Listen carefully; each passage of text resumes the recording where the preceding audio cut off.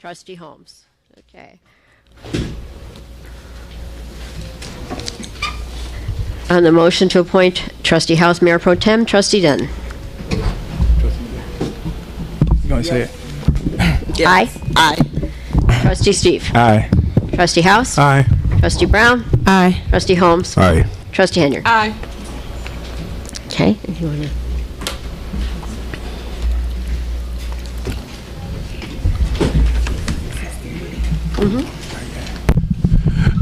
Good evening, everybody. Okay, we're going to jump right into the agenda, so we'll start off with the Pledge of Allegiance. Pledge allegiance to the flag of the United States of America and to the republic for which it stands, one nation, under God, indivisible, with liberty and justice for all. If we could remain standing, I'm going to ask Elder Creighton if he'll lead us in prayer. Every advisory I ask, Lord, our Father and our God, thank you for just the privilege of seeing another day.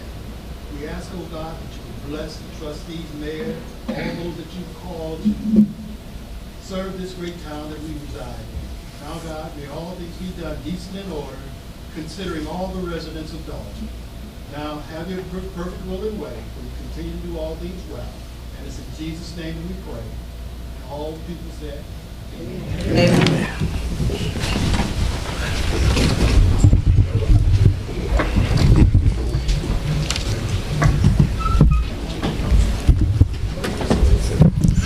Okay, next up on the agenda, we're going to be administering the oath of office of a promotion to Detective Marlon Harris, who is being promoted to a sergeant. So, Madam Clerk, if you will, please.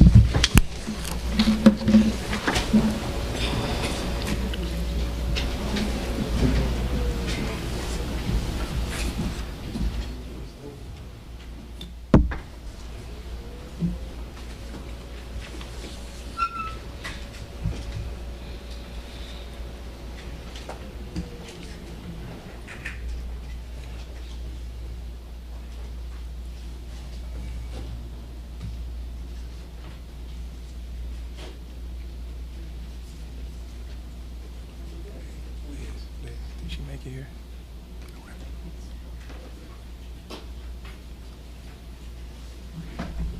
Hold it. Hold the bottom. Push the bottom. Turn it on for us.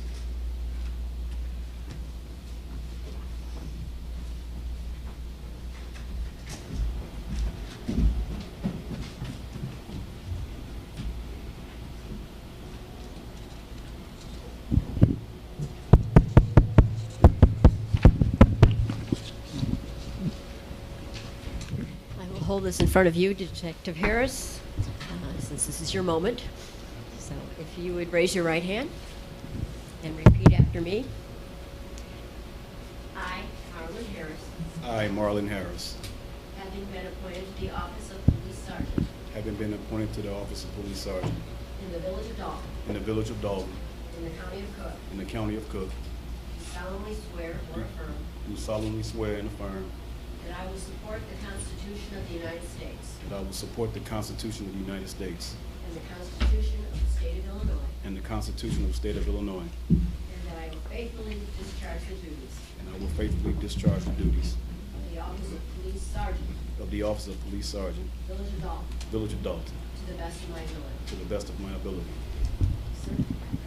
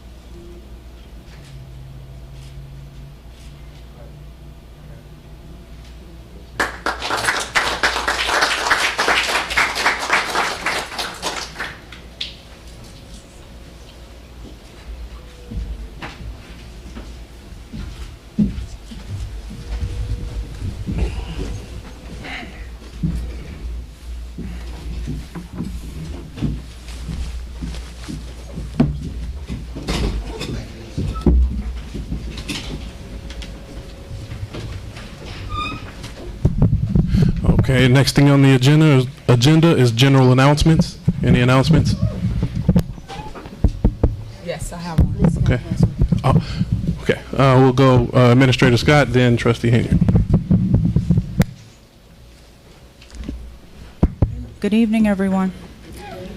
So we recently received money, grant money. It was Senator Dick Durbin and Tammy Duckworth's office this past Monday, actually June 10th. They did a press release announcing over $19 million that Dolton will be receiving for a project that I was working on last year before I left, called the WA11 Dolton Interlocking Upgrade. So I have someone here from SSMMA, South Suburban Mayors and Managers, Leslie Femster, if you could please come up. So I just wanted to let you know the CREATE project, which stands for Chicago Region Environmental and Transportation Efficiency Program. It's a partnership that includes the City of Chicago, the State of Illinois, the U.S. Department of Transportation, Cook County, Metra, Amtrak, and some of the nation's freight railroads. And it's designed to eliminate freight rail and motor vehicular bottlenecks, boost the economy of northeastern Illinois, and improve the overall safety environment of the region. So I think it was about the end of 2017, the beginning of 2018, Leslie, when we started working on this project. And it's great to come back to Dolton and to actually see one of the projects come to fruition. So Leslie, I'll let you talk more about the project, and if anyone has any questions, you can answer that at the time. Thank you. Thank you. So the railroads have a big joke. They say it takes 3 days. Speak into the mic, man, please. Pull the mic closer to your mouth. Oh, sorry. Yes. Pull it to the mouth. Pull it to your mouth. I lose my personality when I have a microphone, so I'll try my best not to do that. Railroads have a joke. They say it takes 3 days to get to Chicago and 3 days to get through Chicago. So this is one of the problems that's been issues, is all of these different interlocking. So right here there are 7 railroads and 10 at-grade crossings within a mile and a half. And you all are the most amount of at-grade crossings and the smallest amount of anywhere in the United States. So this is a very special place right here, and everyone is recognizing that. And that's why they're bringing these funds here. So these CRISI funds that were awarded, the $19 million, it's to make trains go faster through this interlocking that's right there by the old Village Hall and the fire department and the library on Lincoln Avenue. So when they make those trains go faster, they obviously need to do upgrades to all of those intersections. So the trains are going to be going faster, but they're also going to be stopping less. And they're going to be able to make improvements around other things. So there is some land that they will need to be acquiring, and also safety improvements at all those crossings. So the Village of Dolton and Riverdale, since you have so many at-grade crossings in one spot, applied for an Invest in Cook grant with us, South Suburban Mayors and Managers. And we were awarded for that. We are in the process of that study, and we are looking at every single one of those grade crossings and looking at ways that we can improve them.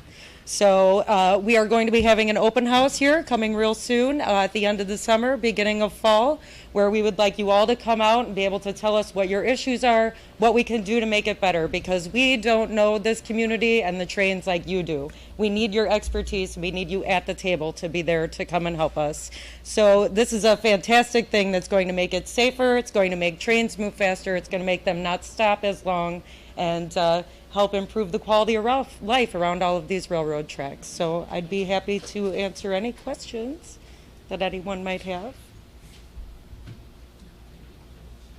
So when they stop, they won't just stop and stay there 10 or 15, 20 minutes, right?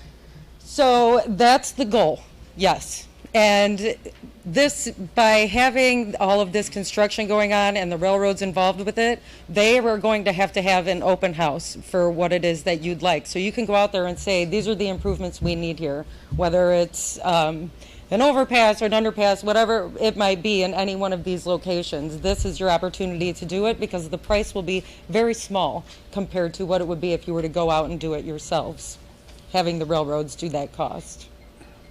So that's the goal, yes, is no more stop trains. So creating an overpass is an option? It depends. So Cottage Grove is already slated for an overpass or underpass. That's not decided yet. And in the recent capital bill from the governor, they are funding all of the CREATE programs, which that would be a piece to that, is the Cottage Grove grade separation, which is 23A if you look at the CREATE program on the, I'm not sure if that's listed on the back of this piece of paper. But that is another one of their options that they have. So I can, at the next board meeting, I'll provide this for you also. This goes into detail about 138th and Cottage for the overpass or underpass that's going to be decided what is going to be put in that area. And we're also looking at quiet zones. There's a lot of things that go into this study. We found that there are some quiet zones that were grandfathered in. So it's a process, but we're going to start taking the steps to implement those quiet zones back into the neighborhoods in our community. And hopefully, because this is known as Dolton Junction, there's more trains that pass through this suburb than any other suburb in Illinois. I was told that every single train in the entire country passes through Dolton. So that's why we were able to get this money. And we're going to continue to bringing more money in, grants, and doing things to move the village forward. So if you don't have it, and $19 million is a lot of money. Sure is. So thank you, Leslie. Can I just say one more thing? So since I have your attention, we are also bringing bicycle wayfinding signage to the village of Dolton. They were awarded a grant through the Cook County Department of Public Health to be able to get that. So we'll be talking about more about that at the open house. Yeah. For the signage or the interlocking? Yeah, well, the signage we're just purchasing the signage, so the village would be the ones who are installing it. And then the interlocking, I really can't say because it's IDOT that is the one that's in charge of it. And that 19 million, who's going to oversee that in this village? Well, IDOT and the railroads and Cook County Department of Transportation and Highways are going to be the ones who are doing all of the actual work on the interlocking. But it's very important for you to be a part of the process so that you can tell them what it is that you'd like to see here. And I'm in the process. We're going to work together to set the date for the open house. We'll be sure to let everyone know to come out to participate in the workshop, okay? And if you have any questions, feel free to contact me also in the meantime. Can I answer it? I had a question about that. See, that's been proposed for over 20 years, that overpass in Cottage Grove. Mm-hmm. They had over 8 different surveys on it. Then when they came through and put the new sewer system in White and Cottage Grove, I talked to the people who were putting it in. They said it's not even in a proposal. And this has been going on for over 20 years.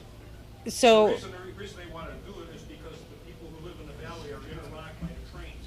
Their trains get there.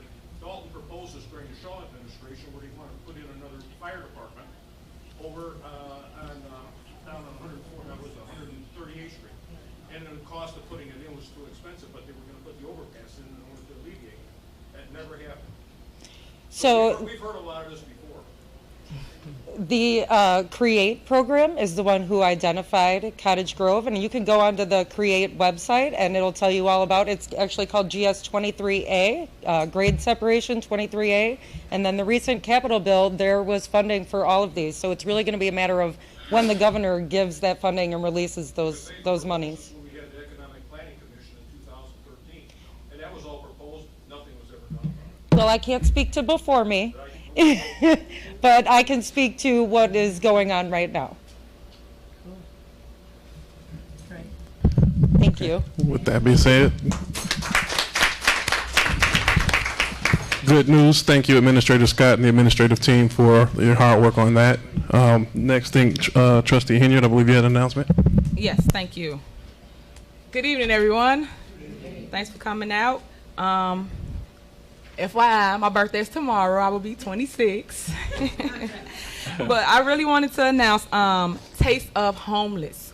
It will be hosted at Dolton Park this Saturday. So if you guys don't have anything to do, you want to come out, you want to help or anything, reach out to myself, 708-297-6859. I will be out there. Good Burger will be on the scene with burgers, giving out for free. It's a free event. You don't have to pay for anything. It is hosted by Michael Earhart and Social Works. It's Taste for the Homeless. It will be, again, June 22nd from 11 a.m. to 7 p.m. 11 a.m. to 7 p.m., all ages, and they also give away clothes, shoes, things of that nature. So y'all might want to come. If you know somebody in need that's struggling in Dolton and might be a little ashamed to come forward, tell them to come to that event. They can find me. I will be there, or anybody else. Thank you. Okay. Thank you for that announcement. The next is Clerk Dugan. Yes, thank you, Mayor Pro Tem. Trustees, on your desk, you have an application for Tag Day. This is a revised application that was previously submitted in between board meetings by Illinois Thunder, which is girls basketball, I believe. Don't hate me, Illinois Thunder, if I got that wrong. Out of Lansing, based in Lansing. They had initially requested a Tag Day event in Dolton on Saturday and Sunday last weekend. Because the board was not meeting, we could not get sufficient approval, so they have been kind enough to ask if they may have one of the following two tag dates instead, either both Saturdays, July 6th, 2019, or August 10th, 2019. In the past, the board has approved these by vote, but also by consensus. So if I can get a consensus of the board members to approve one of those proposed dates, I would appreciate it. I should say that Illinois Hustle Basketball, which had been approved by the board by a vote, will be out this weekend. And 2 weeks ago, Dolton Elite Basketball was out. So we've had, this past weekend, no approved tag days. So going forward, I do expect that Dolton Elite or Illinois Hustle or someone else may possibly request dates. So I would ask that if the board is so inclined to approve another tag day, that they do it for Illinois Thunder now rather than later, before other organizations come in and request time. Either one is for Saturday, July 6th or August 10th. I'm okay with either day, and I'll follow your recommendation on July 6th. I would suggest July 6th only because I do expect that there will be follow-up requests for later in the summer. So I'll see Trustee Denton, your thoughts? I'm in agreement with July 6th as well. Okay. That is the holiday weekend, but that should be fine. Trustee Steve? I'm agreeing with July 6th. Trustee Brown? I'm agreeing with July 6th. Okay. Trustee Holmes? Go with 6. Trustee Henyard? I agree. I just want people to watch the kids as they run in between the cars. For sure. Each time anybody requests, they are not only issued a license that they must have present, but they are also given the board's safety guidelines that if the police are authorized to pull them off if they're not following. Yeah, sometimes they don't have a person there. That's why I'm mentioning it. They typically have a person there, but I would say that you have to look for them, which I don't think is the intention of the board. Yeah. Okay. Does that conclude it, Madam Clerk? One more, briefly. Just to remind everyone, including myself, that the Board of Trustees meeting schedule is approaching the summer months. So this is the Committee of the Whole on June 17th. For July and August, the board has scheduled one meeting for each month. So the next scheduled board meeting, and this is before the board returned to the Committee of the Whole format, the next scheduled board meeting is the third Monday of July, which is July 15th. And because bills need to be paid and business needs to be taken care of, I'm going to assume that will be a regular voting board meeting. And then in August, the next meeting will be August 5th, which is the first Monday of the month. And then we'll return to the regular schedule on September 3rd, which is the day after Labor Day, so we're still not quite there. So please be mindful of the upcoming board meetings because they're a little bit different than the regular schedule until we get into September. So again, the next regular scheduled meeting is July 15th, August 5th, and then September 3rd. That's all. Okay, thank you, Madam Clerk. I also do have two quick points. One is I would like to announce that I will be hosting a 4th of July picnic for the for the village of Dolton. Non-residents are welcome, but on the 4th of July from 12 to 3 o'clock in Dolton Park, there will be food, music, face painting for the children, as well as dominoes and cards for the adults. So I hope that all will come out, have some lunch with us before going off to see your safe firework displays. From 12 to 3, I hope to have flyers. However, those are still in the works. So if anybody would like information, please just text info to 708-414-0719. The number again, 708-414-0719. That will be on the 4th of July. Next announcement, or just next thing for consideration, I think we want to take a moment for those who may or may not have been aware. Our mayor did suffer another loss in his family, so I did want to take just a moment of silence so that we can acknowledge and pray for the family, please.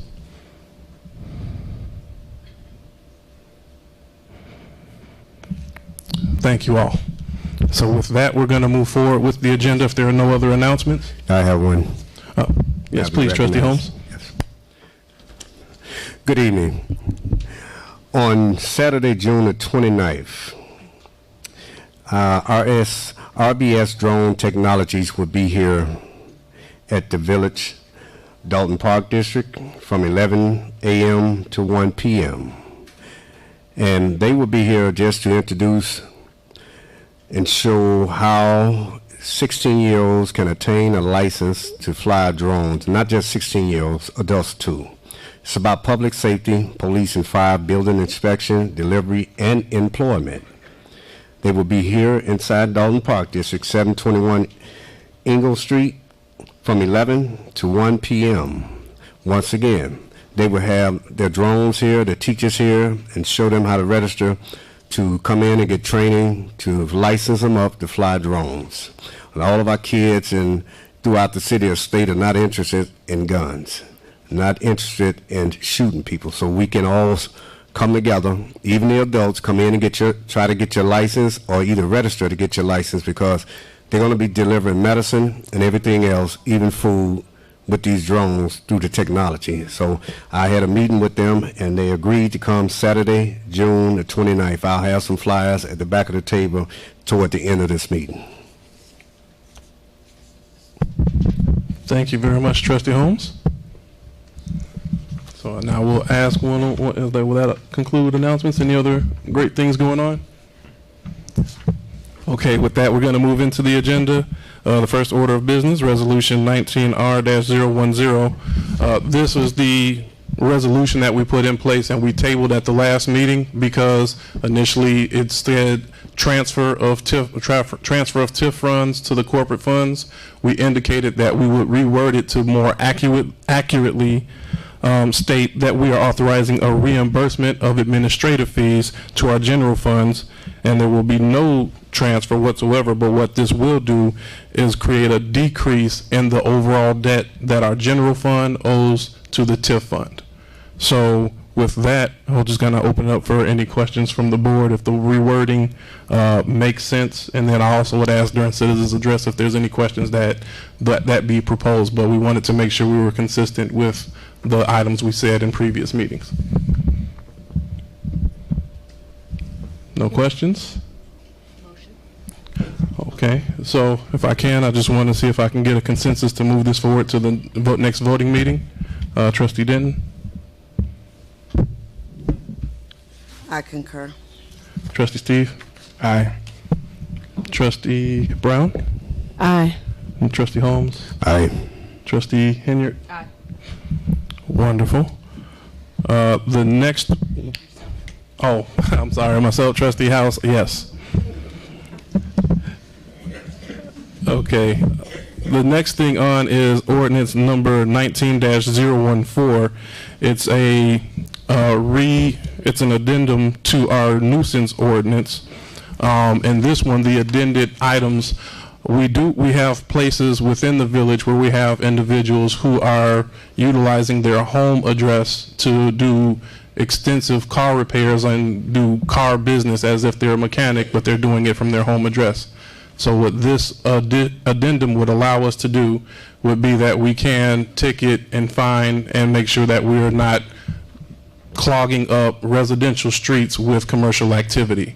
So that's the addition that we put into the nuisance ordinance that has previously been approved. So with that, I'll ask if there are any questions of the board. I just have one thing. In the actual verbiage, it specifies front yard, public sidewalk, front parkway, or in the street abutting any residential property, but it does not specify driveways. Can that be added, or is that something that we don't care if it's in the driveway, that they're doing this? My thought, it can be added, I guess, if the board and the residents think that's what we should do. Driveways, I would imagine, would hold 2 to 3 cars. So if they have it in their driveway, it wouldn't be as much of a nuisance. However, it can get out of control, is I think maybe your point. So I'll ask thoughts from any other board member. Is the driveway, that's part of their private property, right? We have to take into consideration that, that is private property. Good point, Trustee Holmes. So with that, I'll just kind of ask to see if the board would like to move this item forward to the next voting meeting. Excuse me. Yes, Trustee Brown. Driveways, or that wasn't included? It's not included. It's not included. I believe Madam Clerk is kind of advising that it may not be permissible by under the village's authority. They are allowed to repair vehicles on their private property, which is the driveway. Correct. Well, can I be recognized? If I may be forced, just to clarify, front yard might be construed to include a driveway, since you have front yard and parkway, so those are 2 different things.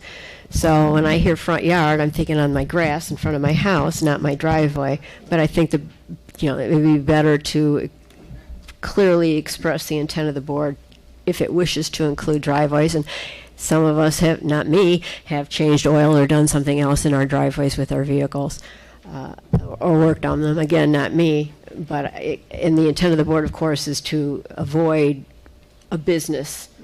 I understood. So, Trustee Holmes? Yeah, let's relook at this, because you have some driveways that go all the way up into the back of some of the residents' homes, and then at some point we don't want to take away the way people make their money and pay their bills.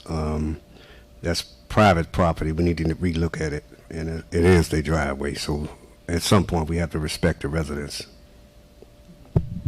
Okay, so your suggestion is that we hold off until another meeting? Yeah, I say we hold off and relook at this, because that's a very touchy situation, because them taxpayers, they bought them homes, and that driveway came with that home. So we have to look at this. So we just can't look at forcing them out or stopping them from doing business. But if they're going to do business, it has to be in a legal way, but not to push them all the way out their driveway. That's their property. Point well taken. I understand. Thank you. Thank you for that input. So, and Madam Clerk suggested as well, which I think makes sense. Maybe we do table it to a committee. I believe, is that Trustee Steve, your public works? May I be recognized? Oh, yes, please, Trustee Steve. I want to add that also the alleys. Sometimes people work on cars in the alleys, so we have to look at that as well. So if we can add that as well, that'd be good.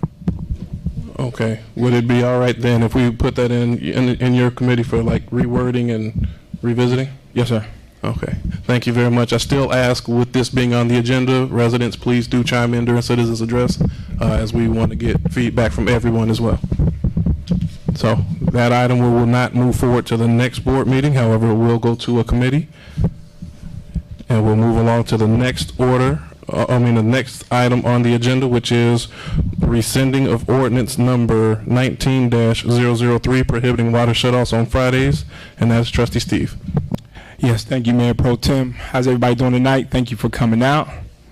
I put this on the agenda to discuss it. That's the benefits of committee of the whole, is that we discuss it and we can get input from the residents. I looked at the reality of a majority of residents pay their water bills, but I don't think we should govern to the minority. If they have a problem, we work out water bills. I found out that when somebody gets their water cut off, on average, they're 6 months behind. And when they get their water bill, they get a 20-day grace period. On top of the 20-day grace period, they get 10 extra days. So that person hasn't paid their water bill in almost half a year. So I feel that we should cut off between Monday and Friday, not 7 days a week, but Monday through Friday. And then moving forward, we're going to include other things to improve the water department. I have to commend Administrator Scott and Janice for the stuff that they're doing to improve the water department. But I put this on there to discuss it, to get input from my fellow board members and also from the public, the residents, because I don't think we should govern to the minority. There's a small portion of people who run into hardships, and I'm not being inhumane, because people do run into hardships and hard times, but that's why they have payment plans. People come in here all the time and get a payment plan. I've seen it happen. When you run into hardships, you come here and say, look, I'm dealing with A, B, C, and D, and I need to pay this, and they work it out. But to create an ordinance, across the board ordinance just for Fridays, I just don't agree with that, because if that's the case, we should give all the residents who pay their water bill on time something, because that's the vast majority of residents. So I don't think this will be good for us. I think moving forward, we do Monday through Friday, not 7 days a week, Monday through Friday. And if you have a hardship, because that happens, you come in here and you get a payment plan, and you get on that payment plan and you get it fixed, and it happens all the time. So that's why I put this on the agenda. I'll take any input from the board. Okay. Any thoughts on the board? Yes, definitely. Trustee Henry, please. Thank you, thank you. As you guys know, I wrote this law right here that he wants to rescind to protect you, the residents. As you guys know, the village is messed up. And when I say messed up, that water department has a ton of issues. I do not feel that we should turn your water off Monday through Friday. I feel that you can get your water turned off Monday through Thursday. That way, you have the opportunity to come here and pay your bill. If we turn your water off on Fridays, which I had this argument already, and Trustee Steves was the cameraman when we talked about this, and the entire board agreed to only turn your water off Monday through Thursday. So if with Friday come and we turn your water off, how would you be able to pay your bill? The problems we had in the past, you guys, is when y'all turn the water off on Friday, when Matt and them go out, they do not turn your water on back on Saturday. Sunday, you ain't got no water. Monday, it was a holiday for most people, MLK Day. I got a ton of complaints. They still didn't turn the water back on Tuesday. So explain to me how we going to go and turn your water off on a Friday and you have no opportunity to pay your bill to get it back on. I think that is not human. I think that people do make mistakes and they should have the opportunity to pay their bill. If they don't have the opportunity to pay the bill, why turn it off? We have to fix in-house first before we just keep on pushing all these laws on you guys. Our house is screwed up, period. May I be recognized, Mayor Pro Tem? If I can, I want to maybe just a little. On that one, I think there are some challenges. I wouldn't say our house is screwed up. We do have people that are working very hard to fix it, but we do have challenges in the water department. I think the difference on this one, and I'll just state my opinion, and Trustee Steve, please. We're talking about the difference of 1 day. My belief is that one extra day, I would like to give that benefit to the resident. Recognize that they do have 6 months. They are delinquent and they've had some challenges. I believe that one extra day we can allow and cut, and we'll shut it off on Monday. But having said that, it is feedback from the residents as well as the board. Trustee Steve, please. I would like to thank you for the input from the fellow trustees. Again, I would like to say that keep in mind that these people are almost, if you get if you don't pay your bill in January, as it's set up right now, you won't get your water cut off till August. That's 8 months. So you're telling me we all fall into hardships. But when you fall in that hardship, you come up here and you get the payment plan, because that's just a small minority of people. I don't think we should govern to the small minority of people who run into the hardship. That's why we have payment plans. But for 6 months that you haven't paid a water bill, and what about the people who consistently pay it every 3 months? Every 3 months, what about them? So that's my stance on it. I think that you should cut off Monday through Friday, and then in my Public Works Committee, we're going to look at if if we cut off early Friday, you can still get it cut on in evening before the Public Works Department gets off. And we're also talking about hiring more Public Works people to stagger it out. So we're moving forward with this. That's what I think we should do. That's just my input. Okay. Any other? Yeah. Yes. But if I may, just before you want to see if any other trustees want to chime in, I'll come back to you, Trustee Henry. Any feedback? Or I'm looking at this, and it's 1 day. 1 day. I mean, they've been 6 months delinquent. What's one more day? The weekend. They need water over the weekend. It's showing mercy. I mean, what's the problem? okay. Trustee Brown, Holmes, any thoughts? Yeah, may I be recognized? Yes, Trustee Holmes. I just want to, for the record, it wasn't this board that voted for it. It was the old board. This is the new one. That's all I have to say. Sure.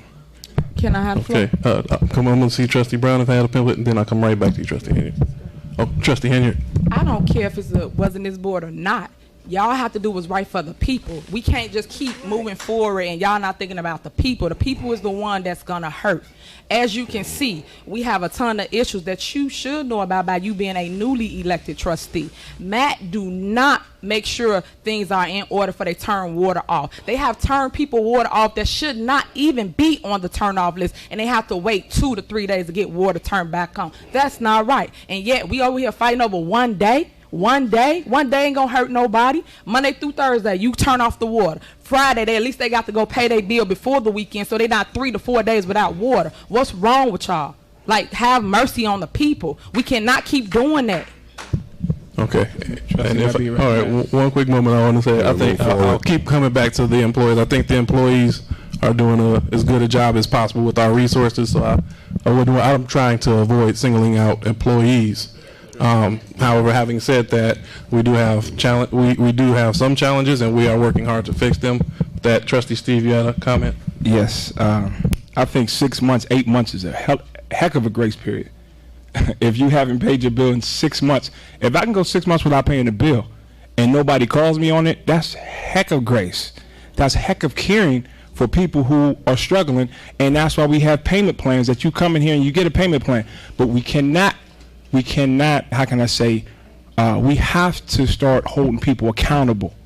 We have to, because there's a lot of residents who pay their water bill on time every 3 months.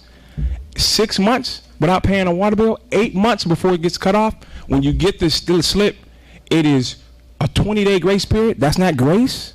So what I'm saying is that grace happens. Grace is there, and that's what's been happening. So I think that's going to help get a lot more things in order. Because we have to, when I talk to department heads and I talk to people who actually do this, they were all in agreement that we need to cut it off Monday through Friday, period. And that's not being cold-hearted to the residents when you've had 8 months to make a payment. Regardless if they got 8 months or not, the point is they can wait on a Friday. That's the point. You making them be able not to have the opportunity to pay their water bill. That's my issue. When can they pay the bill? If you cut it off on Friday, come Saturday, with the village not open. Sunday, the village not open. Monday, you better hope you get on the list. Okay, so that's my issue. They don't have the opportunity to pay. So with that, if I can, I want Trustee Brown, and then we're gonna close this off. We want to get feedback from the residents, but we will take our consensus to see if we want to move it forward. If it's possible, can we find out how many people take advantage of the payment plan? You know, you're doing shutoffs. How many people actually come in and say, yes, I'm having a problem. Yes, I need to be put on the payment plan. How many residents come and take advantage of the payment plan?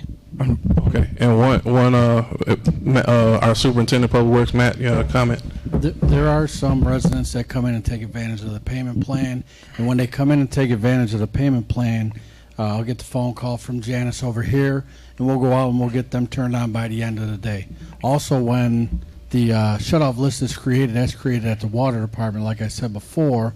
If we get addresses on there that are incorrect, shouldn't be on there, and we shut them off, we do get them turned on right away. So it's not like people are shut off for paying their bill and we don't go back and turn them on. That's not true, because we have come out when Janice calls at like 4:30, 5 o'clock, and we do come back out and turn them back on. So people do take advantage of the payment plan. Also, if they're shut off in air, they do get turned on that same day. Okay, thank you for that input. If I may, we're gonna do our consensus vote here. Residents, we want your opinion, and then keeping in mind as well, we'll see what direction we can go with this. Trustee, I got yes, one point I want to make, and it's for the record. Okay. I have bills that you guys give me.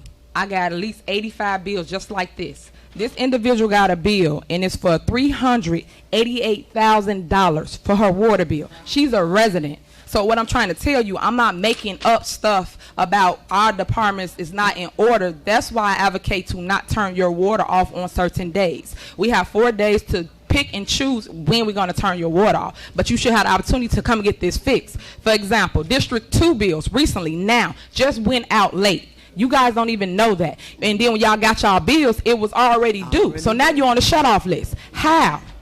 Our department's not doing their jobs the correct way, so I cannot vote or advocate for a law when I know we need to fix our problems first. That's where I stand. That's for the record, Mary Kay. Okay, well, I'm going to give one more minute. Trustee Henyard, do you know why the bills went out late? If I may. It shouldn't go out late. It shouldn't do you be know the why reason they why went it out went late? out late. Trustee, we want to keep everybody. Why Let's it go. went out late, because the person who was previously the supervisor, I asked her, did she put the bills out? Janice, do you remember what day that was? Because Janice Johnson and I sat down and asked her, and she said that she had put the bills out. That was not true. The bills were not sent out by the former supervisor of the water department, Trustee. Well, I can't go back and forth with you over the former. We're not going stuff. back and forth, but when you say something that is not true, I have to speak to it. And I did ask that person, that individual with Janice Johnson present, if the water bills were sent out. She said they're not doing their job over there, but they were not sent out. That's the problem. They were not sent out. So y'all can blame it on people that don't work here no more. No. We're not doing our job. And we did check. Hey, it's my first time using the gavel. Hold on. We did check. We did check the emails. Unfortunately, it wasn't sent out. Okay, Unfortunately, it wasn't sent out. Understood. And okay. I did discuss that with Trustee House. Okay. Thank you. I'm going to bring it to our clerk Dugan, and then we're going to do the consensus vote, and we'll move forward. But we, as I think the residents can see, we definitely would like input here as well. So please, clerk Dugan. Just point of clarification for the record, Trustee Henyard, the amount of the water bill that you quoted, I thought I heard you say $305,000. No, $388,000. $388,000. Yeah, I'll give you a copy. I got it right here. For a resident. Yes, for a resident. I have it. So I would definitely give you a copy. 388,000,000 Yep. for a resident. Yes. Thank you. Yes, please do give me a copy. No problem. All right. With that being said, we're going to do the consensus vote, if I can, to see if we want to move this forward. Trustee Denton? No. Trustee Steve? Aye. Trustee House? No. Trustee Brown? Can we table this for further investigation? It's just some areas we need to investigate first, so I would want to table it. You would want to table it? Yes. Second. Trustee Holmes? I agree. To what? Agree to move it forward, or agree to table? Agree to table it. Let's look at it. But I'm kind of agreeing with Trustee Steve. But for further looking at it, we can table it. Okay. So at this point, our recommendation would be that we move forward. We want to keep mindful that the agenda is under the mayor's purview. So our recommendation is to table it. The mayor will move the agenda as he sees fit. Am I correct in that, Clerk Dugan? Yes, at this time I understand we have 3 trustees who are in favor of tabling it and 3 trustees who are somewhat divided. So yeah, at this point, no on it. So No? Okay. No to do on Fridays. Shut off. Okay, so I'll correct that. We have 3 no's, 2 tables, and 1 yes. So I would suggest it go to committee. Okay. Which committee would that? Okay. Suggestion would be that this goes to committee. Okay. Thank you. Our next agenda item coming up is the update on Fire Station number 2. Trustee Henyard. Thank you. Thank you. I put this on the agenda, which I tried to last board meeting. The mayor removed it from the agenda. Now it made the agenda. I'm glad it is here because I like to keep you guys informed of what's going on in your town. Unfortunately, I got several calls about Station 2 being closed, and I wanted to know when did it reopen, which I didn't get an email saying it was reopened. And I got complaints from some residents who tried to get insurance and stated that some insurance carriers would not insure them because Station 2 was not open, and they felt that their investment will burn down because we would not get to the fire quick enough. So what I tried to do is just get an update to see where we stand. So I'm going to give the floor to Chief Dyer to explain to us what happened with the repairs and how much did it cost and where we stand currently. Chief Dyer. Okay. Well, if I may, Chief Dyer, did you understand the questions or were the questions stated in a way? Okay. Yeah, please. So Station 2, Stations 2 has been closed for a while now, but it did reopen in June. June 1st it reopened. June 1st it reopened. So there were a lot of things going on with Station 2. First of all, I received a letter from a fireman that was stating a few things that he felt that was wrong with Station 2. Exposed wires, lack of efficient walls, leaking urinals, rusted man doors, leaking roof, moisture behind walls and under carpet, rodents, animal infestation, and members having headaches, runny noses, sneezing, skin irritation, and difficulty breathing. So I forwarded this to the trustees at the time and the mayor ordered it closed until we figured out what was going on with it. We had a company come out and do a air quality test. The air quality test came back positive it didn't come back indicating it was mold. So that was ruled out. We ran water in the drains, in the sinks and everything, but there was a smell in the house and we just couldn't figure out what it was. So I got with the trustees at the time over the police and fire committee and the mayor, and they were deciding on the other things that we needed to be done. So one of the big things was the roof was leaking, and the roof has been leaking for, like they said, 10 years. It's been a long time. So we have been doing a lot of patchwork to the roof. Instead of getting it fixed or redone, we did a lot of patchwork, and that was done by Scott, the maintenance guy.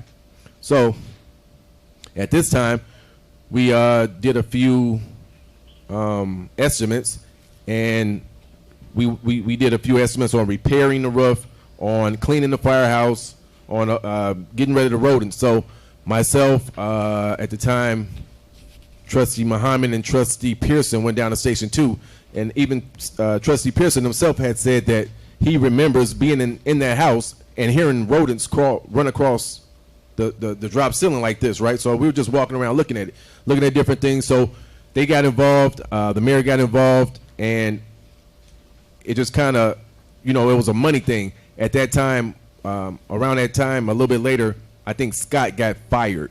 So we didn't have our repairman. So we had to bid out the work. So in one of the last meetings that we had about the station, they asked me how long did I think it would take to get repaired, and I said a couple of weeks, and they laughed at me and said, no, I said a couple of months, and they said, no, it should take a couple of weeks, and they were going to, have some input and helping me find somebody to do the roof. So we only got one estimate. The one estimate, no, we got two. One of them had an estimate of $270,000. It was crazy. So we didn't go with that one. Then the mayor got involved, and he was going to find somebody. Well, he said he was telling me that he was finding somebody that was going to fix it at the time. So this story that I'm telling is how it started from all the way from the beginning to the end. So he was out looking, trying to find somebody to do the work. I was trying to find somebody, and the trustees were helping me find somebody to do the roofing work. We still had the exposed wires, the rodents, and the other little stuff around the firehouse, like the broken doors. the main thing was the roof and the rodents getting in. So without fixing the roof first, we had mold behind the walls, or possible mold behind the walls, mold in the carpeting because of the rain, right? So it would sit up top and it would come down the walls. So we wanted to get that done first. So that was most important. Then the winter came. So now the winter came and nothing happened because it was, it just didn't happen. And soon thereafter, it started, the ice started melting. And guess what? The pipes bursted in the firehouse. So that was kind of a blessing in disguise. So when the pipes burst, we went down, turned off the water. We had a lot of water damage, so they had an outside contractor come in and clean up this space. But in the meantime, in between time, myself and some of the firemen went down there. I was like, you know what? We're just going to go down here and take a look, clean it up a little bit.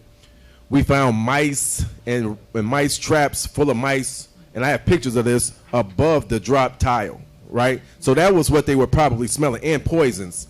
So whoever the company that was taking care of it, they had set the traps, but hadn't come back to, whatever.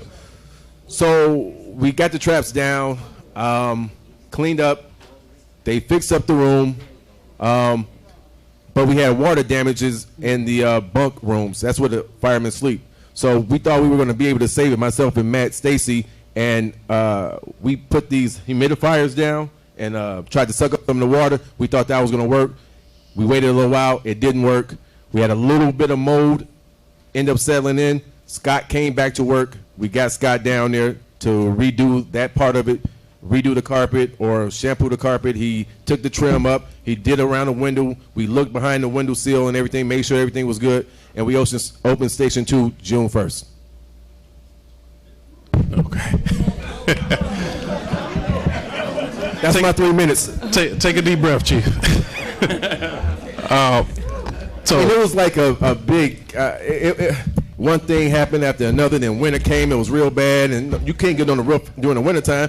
And then you had the road. It was just one big thing after another. I'm sorry. So with that, the update is that the fire station 2 is open as of June 1st. Station 2 is now open. Okay. Good. Okay, so Scott had done this patchwork, right? So the exposed wires, we're still working with the rodents. We tried to patch it up, right? He fixed the bottom of the doors. You can't keep them out if they want to get in. We know that. But the roof, so where it was leaking, Scott had patched that up, and we didn't know it was holding until it started raining so much after the winter. So now we know that the roof isn't the problem, but the outside of the building is where they're getting in. So that's the part we need to patch up. Right now the water is holding. I mean the roof is holding. No water is getting in, and they've been down there since June 1st, and nobody's complained of headaches, runny noses, sneezing, skin irritation, or there's going to be mice in there. But it was just that they were sitting right above where they sit and sleep and this and that. They had that poison. They had the little boxes. They had boxes full of mice, and I have pictures. So Chief, I'm going to say we want to save the pictures. I got it. But I can ask if it is safe for your men over there. Well, that's the biggest thing. Some people and I had this letter and I cut the guy's name out because a lot of guys got mad at this guy for writing this because they closed Station 2. I don't believe. I believe that he should have written what he wrote, and it wasn't a bad thing. But I don't want people to say, "Oh, he's just a crybaby" and all of this stuff. And I mean, I wouldn't want to. And I saw the mice, I saw the droppings, I saw the stuff, and Trustee Pearson also said he heard it when he was down there one time. So I knew it to be true. We just couldn't find out where it was coming from until we had the water leak, and the water was coming from above, and we started pulling the ceiling tile down, and boom, we started finding all these dead mice. At least 15 in one area. Okay. Well. So we're open and safe as of June 1st. Am I I'm going to correct? say we're open. Hopefully we're safe. I mean, we're safe as we can be right now. I mean, I can't say that there aren't any other mice, or we didn't collect any more mice since that time. But we have someone coming out every month to put down new traps, put down new poison, and do whatever they're doing with the mice. And then, like I said, mice are going to get in, especially in the wintertime. They're going to get in. You can't stop them, especially when we have the overhead doors. The smallest crack, a mouse can get in the smallest of the cracks. And they said that at one time, the roof was so bad that they thought they had a raccoon in it. So, and I know that to be, I see people with raccoons in their attics all the time. So, hopefully we got that problem fixed. And Well, if I can, I want to ask two things. Trustee here, does that answer your update question? And I want to see if there's definitely. Okay. Yep, thank you. And I got one more thing to say. Okay. Well, thank you for the update. May I be recognized before you move forward? Yes, sir. Trustee Holmes. You know, it's all about safety and how you do things, and not the finger pointing. You residents, when you get time, go over there to that station. Take a look on the inside. It's a beautiful station. It was always safety first. And if I'm going to be working with the chief, if there's any tuck pointing that needs to be done on the outside, then I'll pay for that myself. But at the same time, I want the residents just to go over there and see how beautiful it is on the inside and how safe it is for yourself. I mean, we can talk and talk, but you all get up and go see it. It's open, and it's for your safety. Thank you. That means you can come to Station 1 or Station 2 anytime you like. Station 1 or 2, because there's always somebody down there at Station 1 or 2. And if it's not someone down there, we can get somebody down there if they're on the run, because sometimes we only have 4 guys a day and out on the run. But if you want to come by a station, let me know, and we can go look at both of them. Okay. Thank you for your feedback, Trustee Holmes. If no further comments, we will move forward to citizens' address. We do ask that everybody be mindful of those behind. I'm not going to be looking so much at the 3 minutes. If the questions are in depth, we'll get you with the right department, but we ask that we be mindful of one another. Thank you very much. And first up. Good evening, everyone. Greetings in the name of the Almighty. I'm curious. That big old tree trash mountain, how can y'all help me, help y'all understand? The people want that gone. And the reason I say the people want that gone, then none of the people in the community put that there. And the original origin, and you know I like grace, and I'm sorry for the mayor's loss. The original origin was by the instructions of the mayor. Even the mayor himself told us that it would be a violation of fines if any other person was caught putting anything there. Now what has happened is it's an open invitation for people to put mattress there. You can go on my website and see. They got wood there now, got all kind of garbage. It's becoming a garbage mound. The original origin says he put it there. Now it's a double whammy because the original origin must pay for it. He said the expenses would be too much, but unfortunately, he created that. So he must find a way, and if our loving board want to vote on it, y'all please do, because he must find a way to remove it. That lot has never been deemed for dumping. It is not a lot that has a temporary dumping.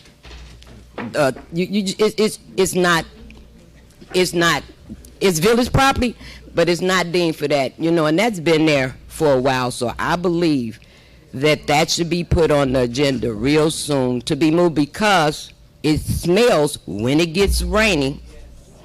And the people that got all them houses y'all talking about right here in Dolton, they don't deserve that.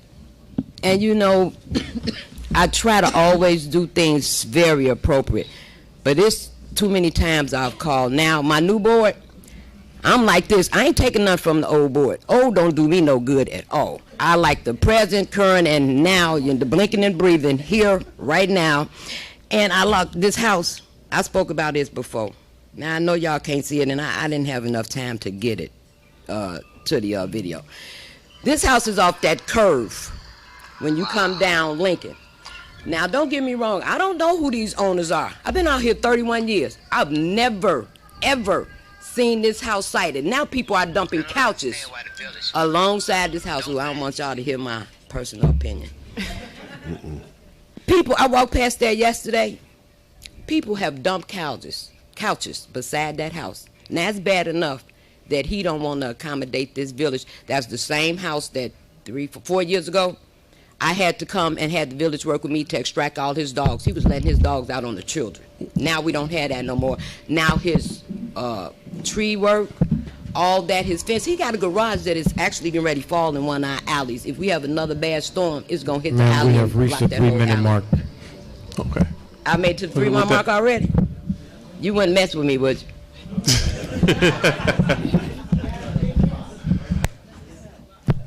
Thank you. Mr. Creighton. Good evening, Mayor Pro Tem and trustees and residents. I want to first of all thank you all that had the courage to stand and say, with your heart, let's extend one more day of benevolence to the citizens. Who knows? You know, maybe that one day might make a difference to someone. Also, I think, Trustee Steve, you said that the majority of the residents pay their water bill. Is that correct? Okay. Well, let's not forget that the majority of us that paid our water bill and sometimes strained to pay our water bill, when it got here, Chicago wasn't paid. Okay. So now you're asking everybody with a tax to pay that water bill. So I think that if we're going to pay it again, you can show one day of benevolence to someone. It may make a difference. I think you owe the residents that. Yes. Yes. Thank you for your comment. Good evening, board. My name is Brenda Thomas. I stay at 510 Jefferson in Dolton, Illinois, right off between Pennsylvania and Jefferson. It's used to be a Riverdale auto body shop. I ain't gonna tell you what I call it. I call it the end shop. All the undesirables, the smell that comes out that place, the banging and clanging. I work every day. I come home, 10 o'clock at night, it's still open. Cars everywhere. Undesirables come in the neighborhood, walking through the alley, talking on the phone, cussing. You know, I've been out here 25 years, and I fought for 22. And I'm tired. This has to stop. When do they close? When? Who signed off on it? Somebody had to sign off on it. And I'm tired. Something has to be done. When do they close up? And this is on, this is 510 Jeffrey. I live it's on 142nd and Penn. You're asking about the body shop. What time do they close? Because Yeah, they're what there time they all close? They times of open night. up at 6 o'clock in the morning, and they close at 10 o'clock at night. This is 7 days out of 7 days. The banging, the clanging, and the smell that come out that I got to deal with the train, the horn. I got to deal with that. I've been dealing with that for a long time. Okay, ain't nothing y'all can do about that because I claimed to Mayor Shaw when he was there. It's nothing you can do.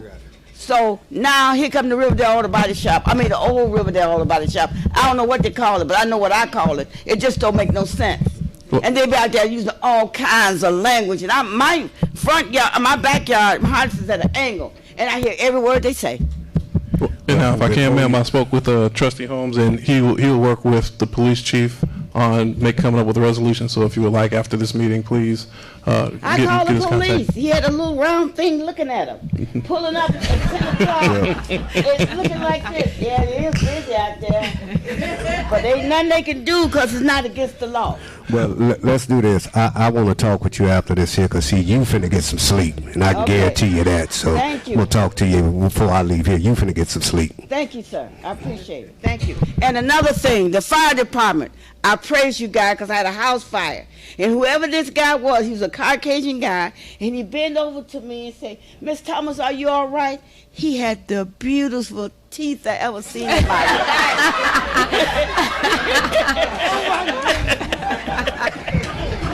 And I still think about it. And are you? Beg your pardon? Yes.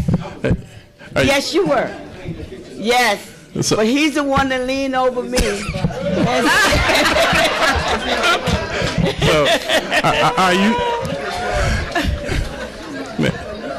are you thinking for the fire being fixed or his teeth? Please. Trustee Steve, you need to reconsider shutting people's water off on Fridays. The reason I say that is because when I first came to Dolton, and ever since I've been at my house, I was not at a zero balance. I ended up paying the previous person's water bill. And I'm still 64 units behind on my water bill. And I had 3 bills that were adjusted, but that was because I wasn't at that number yet.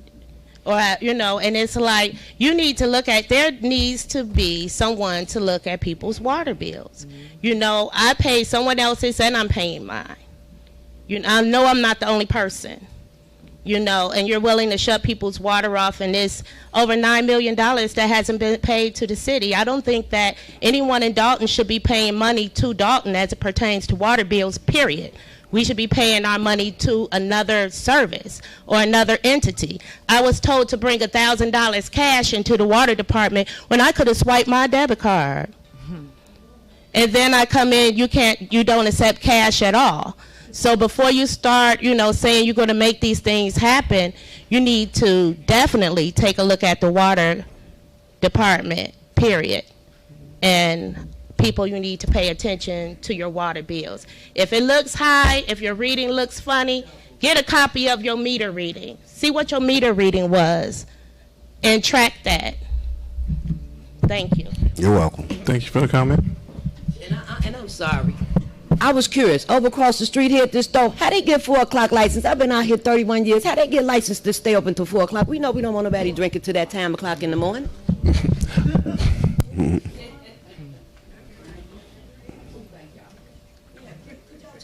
We'll check on it. Okay. Yes, sir. I would like to ask the senior trustees to answer first, and then the freshman trustees. The senior trustees, as far as, the freshman trustees, as far as vote total. So this way you know who received the most vote Sir, total. if I may, those who are on the board who would like to chime in, feel free to chime in. But Since I'm asking the question, yes, sir. It's important that it's answered in this manner, sir. Okay.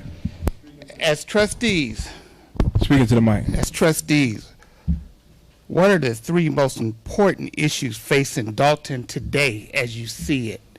My second question is, as trustees, what is your 3 biggest accomplishments? I had a question for the mayor, but since he's not here, I'll bypass that. Thank you. So I believe Trustee Henry will probably be the first one. If I may, sir, this was explained in previous meetings. Citizens' address is not intended as a question and answer period. It's for the, sure, but the trustees are certainly free to speak with you after and at any time during their deliberations on issues, but the citizens' address is not an individual question and answer period. The questions will certainly be on the answer, and if the trustees wish to address it either after the meeting or even during future meetings, they are certainly at liberty to do so. So is that a new law, or? No, it's always been. That we can't answer a resident when they ask a question? There's nothing that says you cannot answer, but there is nothing that requires trustees to answer, and the purpose of citizens' address as defined by the statute is for the citizens to make the comments, and answers and deliberation are reserved to other portions of the meeting or after the meeting. I'll answer your questions. It was, what 3 things?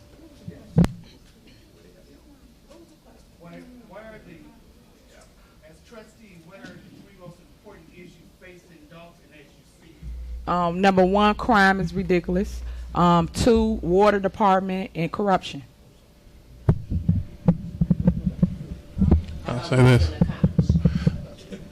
Well, I fight for you guys always as far as the water bills. I try to make sure those are lowered. I did not raise your water bills nor your tax bill. And I always advocate for the people no matter what. Okay. That being said, anybody else want to chime in, or? Okay. Well, sir, we free to. Okay. Yes, ma'am. Good evening, residents, trustees, and officials. I have, I guess, a concern or whatever, since we're talking about the water bills and everything. One of the things is, I'd like to know, why would you get an estimated water bill for more than 1 month or any month if you have one of those little gadgets on the outside of your house. And when it was installed on my house, I was told the reason for it, it would eliminate someone have to come in for you to be home to come inside the house to read the meter. So the situation is now, I would like someone to check or whatever to find out why we are getting, I don't say we, I've gotten 2 or 3 back to May, I think, of last year, whatever, estimated bills. And I have an issue with that because if it was supposed to eliminate that with having this gadget on the outside of your house, I should never get an estimated bill. So that's one of the things that you can look into when you check in with the water department. Okay. Well, we appreciate that. If you are okay with it, Ms. Johnson can look at your bill and we can find out what's happening. If there's any further comments? You got me. Good evening. Trustee Mayor Pro Tem House, you spoke on this earlier, but just for clarity in the residents for us to have, because it seems like a lot of times we come up and complain or ask questions or just inquire, not complain, inquire about what's going on with our water and the water. Can somebody expound on the challenges that are going on in the water department so we can understand why we are having these issues and questions that we have? I'll give my feedback on it. Some of the challenges are that we do not have automated readings, meaning that we cannot go out and just scan the whole block. Therefore, it requires getting into individuals' homes in order to get accurate readings. Mm-hmm. In the event that there's not an accurate reading, we will send out an estimated bill. That estimated bill can be sometimes too low, which means if we don't get in the house for, say, a year, then when they get the actual bill, it's going to be a lot higher. And sometimes the bill can be too high, which of course the residents would love. However, our estimated readings in most cases are lower, so they'll get it. So we need, in that sense, a cooperation, of course, with the residents that if we're not getting into the house and the card that gets on there does not get turned in, that cooperation is making it more difficult.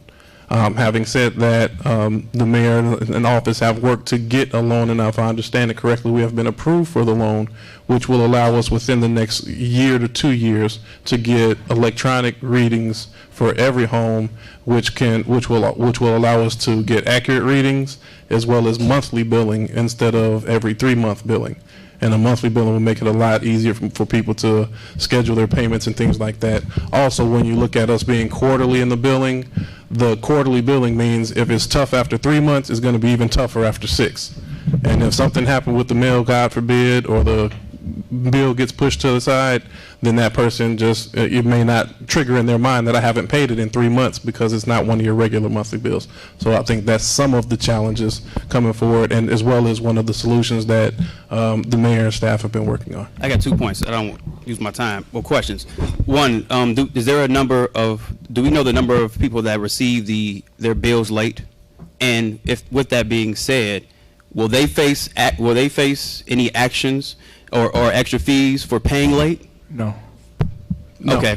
The person the employee that sent that out late, is there a reason why they sent it out late? And also, will they face any disciplinary action for doing so? Those are internal, like disciplinary, so we wouldn't speak on their personal discipline. However, I'm saying that we do expect all people to be held accountable, and there's a lot of accountability going on within the village.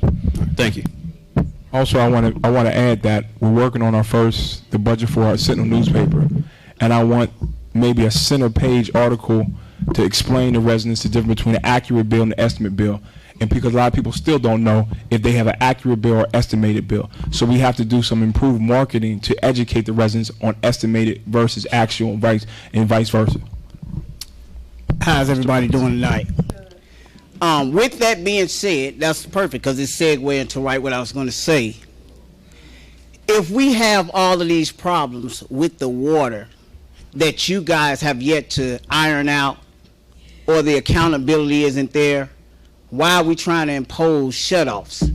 That's something that we should, until you can figure out the system, then you need to pull back, especially if you're trying to add another day.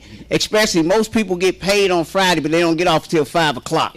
So by the time they get off work to pay their bill, when they get their check, guess what? You can't pay it because the department is closed. Y'all take into consideration, somebody said it earlier, we owe the city of Chicago $9 million, $11 million, whatever it is. So when we talk about people not paying their bills, Dolton ain't paid their bill. Let's keep it real. So we quick to impose things on people that miss their bill, but if you making it harder for them to actually pay their bill, then it's tougher. And then you imposing penalties upon them. How is it that we got meter readers that we hired? All of these people, and like the lady just said, you getting an estimated bill. Where's the accountability? Where's the people that's supposed to make sure that the bill got sent out, even though the former supervisor missed it? It shouldn't have been pushed to the side. Somebody should have said, oh, she pushed to the side, well, let's push it out. Because it should have been somebody to watch over her to make sure it got done. That's the thing, accountability. Listen, I applaud everybody that won, but I'm going to be one that holds you accountable. Because I know you're going to hold me accountable when it comes to my tax dollar. I won't miss a payment. I just want to make sure I don't miss my services either. Okay. Thank you. And if I can say, when we bring these things up, these are for discussion. So just because it's on the agenda does not necessarily mean that it's being imposed, and that's why we went to committee of the whole, so we can get board feedback as well as resident. And I want to say that's the benefit of the committee of the whole, that is this discussion. Now we start the discussion going, and now it's really coming to light the improvement that needs to happen now that we got the discussion going. So that's the benefits of the committee of the whole meeting. Yes, sir. Thank you. Good evening, everyone. Two things. One that nobody's made any attention to is resolution number 19R-010. And I know the clerk just said this is not a question and answer session, but it's been inconsistent because sometimes questions have been answered. So this question is to the Committee of Finance, which is yourself, Mr. Trustee House, and the other two members. This TIF that was taken, and I want to give a website for everybody because I know we don't look at these TIFs, we don't look at the budgets, but there's a website I want everyone to go on to verify what I'm about to tell you. Of course, it's www.warehouse.illinoiscomptroller.com, and you will see the Village of Dolton's TIFs. You'll see the Indilux TIF, which is pertaining to tonight, the Sibley/Woodlawn TIF, and TIF number 1. Was money taken out of that TIF, which is why we're doing this creative book work, or as one trustee said, cleaning up our books, because money was taken out of the TIF to pay our bills? Is that what happened with TIF, the Indilux TIF? There was no money transferred out of the TIF account. What did happen was over years, and this is going back to prior to Mayor Rogers' administration, we had one bank account for all of our funds to come in, which was our general account. So TIF money was going into there, as well as all of the tax money. It was all pulled together. Understood. When we, okay, let me finish because I don't want to cheat up my time. Yes, sir. If you go on that website that I just mentioned to, if you go to the TIF that we're talking about, which is TIF number 3, the Indilux, in 2018 we had $1,463,979. Now with this creative bookkeeping, we're going to say that we're going to put over $900,000 back in what we call administration fees. Is that right? Administrative fees, is that right? Correct. And if you look at the chart that's been submitted by Mr. Kankar, and this is Mr. Kankar's bailiwick, so I can't challenge him on this. If you look at this here, there is no way that administration fees that you can retroactively go back to 2005 and say that we were going to take out bookkeeping, $55,000, and then amortize that all the way up to 2019, which hasn't happened yet, to $81,577.04. Everyone has this. You can look on the website that I just gave you to check it out. I know most people, when they hear about TIF, your eyes glaze over, but I want to jump quickly to the water. And I wasn't going to say anything about water, but when I heard this tonight, I had to. 80% of us pay our water bill. That is true. But I'm one of those residents that this young man, by the orders of the mayor, and I wrote this to a committee, and they know who they are. I didn't get a response. Thank you, Trustee House, for responding to my email. But we had the superintendent of water to shut off my water. I paid my bill. And my water was shut off, and I have proof of it because as someone stated that your bills is 6 months behind in that. Again, the record keeping in that department is abysmal. Sir, we cannot do what we want to do because we can't even get our records to the collection department to collect monies because we don't have accurate records. I don't want to blame that on the previous administration. This is what's going on now. And as I forwarded my bill to this committee, that I got my bill last week, and it was due in May. And I'm in the 2nd district, so that means that my bill is past due now. So there's a likelihood that this young man, that's the superintendent of water, may cut off my water again. And as he said, when they told him that Trustee Muhammad's bill is not on that list, he said, well, if he would pay his bills, his water wouldn't get cut off. And I got someone that's going to have a testimony to that. So that's my issue with that. It's only one day, as opposed to collecting the money on Friday, collect it on Monday. It's only one day. That's right. Thank you. Thank you for your comment.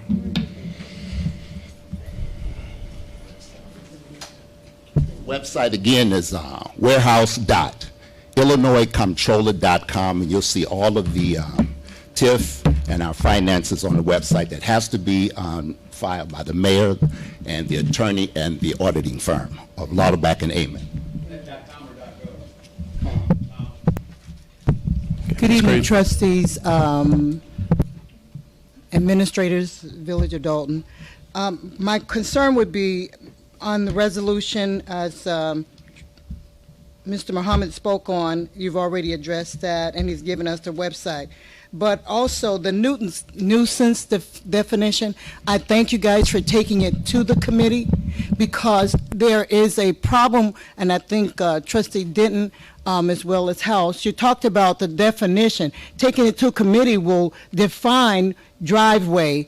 And I had a question. Trustee Steve, were you asking, did someone say add driveways to, alleys to that? I'm trying to get a clarification. Or, look at alleys as well. So you want to add alleys to that ordinance? It goes to committee, we'll talk about it, we'll look at it. Okay, so the committee meeting will be posted. That's all I want to know. Because I think you need to be very careful. We need to be very careful because, like you say, the driveway is private property. I don't know if you want to go to the alleys, but understand people are trying to make a living. And I'm not trying to say be a nuisance, but all in respect of your neighbors and your community. So I thank you guys for taking it to committee. And rescinding the order of shut off. Once again, please understand that you, Trustee Steve said 60 days or 90 days or whatever you stated, but you have to understand quarterly the bills come out. Now, we didn't say anything about the bills being late getting to the residents. We have to take everything into consideration. People have hardships. I know someone that lost their job. So if I lost my job and I have an issue with income, then I'm not purposely not wanting to pay, and I do understand that there are payment arrangements allowed. But you guys need to understand the human heart. I want everyone up there to put themselves in that predicament. I think that one day should not make a difference. We have to put ourselves, isn't that what the Word of God said? Treat others the way you want to be treated. And I understand that. Understanding that we must be compassionate because you never know what will hit you because you're not guaranteed the next day. Thank you. Thank you. Thank you very much.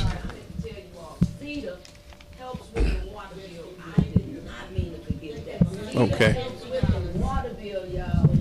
An important point for anybody listening. CETA does do assistance with water bills. Thank you for that input as well. Good evening. I just wanted to echo what was already being said. I think that this part of the meeting is for the residents to voice their opinion. If we don't take advantage of this, then our elected officials may not understand what we want. So I'm going to stand up and say that I agree with everyone that said we should take it back to committee, should put a process together, because with a plan, you're held accountable to the plan that you put together. Right now, it doesn't sound like we have a plan. And that just doesn't go for the water department. It should be all the departments. I think that we struggle with a lot in our village.